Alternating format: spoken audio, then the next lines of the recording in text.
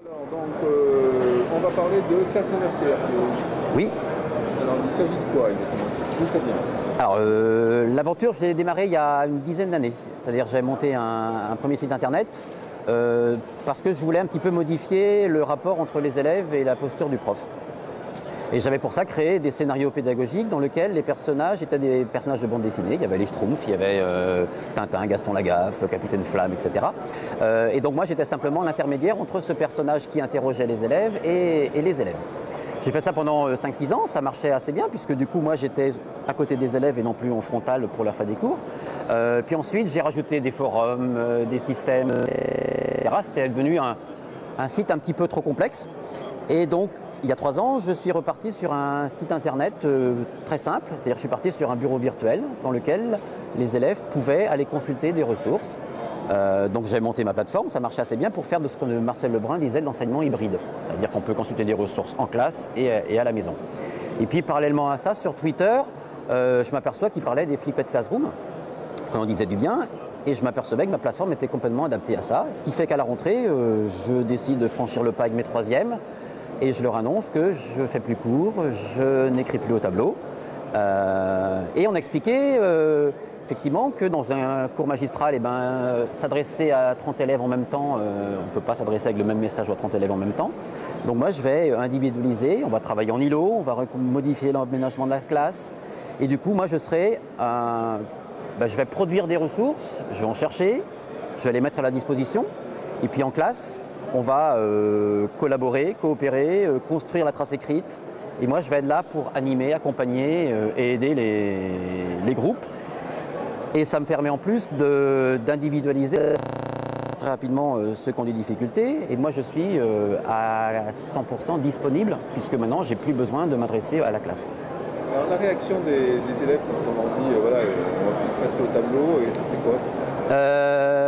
Ils ont bien compris le message de dire que, effectivement, lorsqu'on écrit le cours, c'est pas parce qu'on l'a écrit sur son cahier qu'on a compris. Donc le fait que ce soit eux qui soient rédacteurs de leur... là, ils ont ce que j'appelle un portfolio, c'est-à-dire qu'ils doivent noter vraiment ce qu'ils ont compris et ce qu'ils... ils savent que ça leur apporte.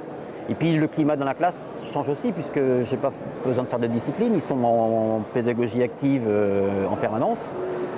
Donc ils y trouvent forcément du bien. Alors ça les change des cours classiques. Moi, ils sont libres de se déplacer, d'aller consulter l'ordinateur pour voir une ressource. La classe elle est aménagée différemment aussi. Donc ça les change un tout petit peu, mais je pense qu'ils y prennent aussi du plaisir. Quelle tâche dans l'établissement? Oui, oui. Ça a le mérite d'avoir lancé le débat sur l'usage du numérique et puis l'organisation du temps en classe. Et voilà, donc il y a des collègues, voilà, le fait que moi j'intervienne un petit peu dans des forums fait que ça peut faire, oui, ça fait un petit peu, ça se propage cette idée-là, et de montrer qu'on n'est pas obligé de faire ça. Moi j'ai poussé le bouchon à l'extrême, mais on peut faire ça ponctuellement, on peut faire ça sur une séquence, on peut faire ça à deux profs. Voilà, donc on y voit d'intérêt, oui. Et en termes de résultats, résultats en termes de notes, résultats en termes de motivation, qu'est-ce que... Alors, bon, moi les bons élèves s'adaptent, ça ne pose pas de problème. Moi l'intérêt c'est que je peux être beaucoup plus proche et assister des élèves qui n'auraient pas forcément osé lever la main pour dire je ne comprends pas. Moi tout de suite, à partir du moment où je suis toujours avec eux, je vais repérer très vite et puis donc ça va un petit peu booster ceux qui ont besoin ou ceux qui ont besoin d'aide. Il y a des élèves qui sont très très réservés en classe, qui utilisent le numérique de façon très simple et deviennent moteurs du groupe lorsqu'on les revoit le lendemain. Donc ça change un petit peu l'image de la classe et le profil de certains élèves. Est-ce que ça demande plus d'énergie pour l'enseignant, plus de préparation Préparation, oui, parce que le numérique, forcément, monter une vidéo, vous comprenez bien que ça ne se fait pas comme ça. Mais voilà, moi, ça fait 10 ans que je stocke des ressources. Donc voilà, j'ai déjà une bonne base. En classe, oui, je marche beaucoup. J'arrête pas de marcher, de trotter, de déplacer, de répéter. Mais je préfère répéter 10 fois la même chose à 10 moments différents plutôt que répéter une seule fois à tout le groupe. Donc c'est enthousiasmant.